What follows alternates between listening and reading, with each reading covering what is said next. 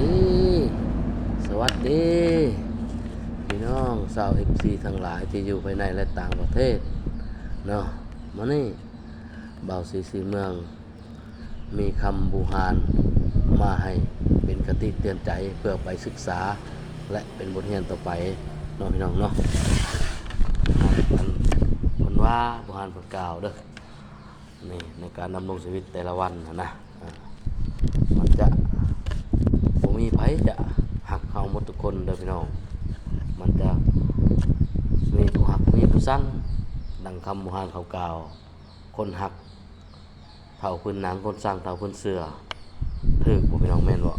หรือว่านั่นใดพี่น้องศึกษาและยกโป้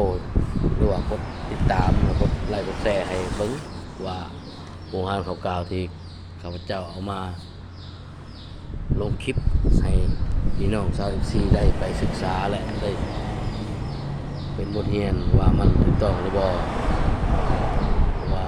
มันแม่นแท้บ่ที่โบราณเขากล่าวว่าคนหักแถวพื้นหนังคนสั่งแถวพื้นเสื้อในการดำรงชีวิตแต่ละวันถึงที่อยู่ที่ใดก็ตามแม่นแท้บ่นะถ้าแม่นแท้แล้วกดติดตามกด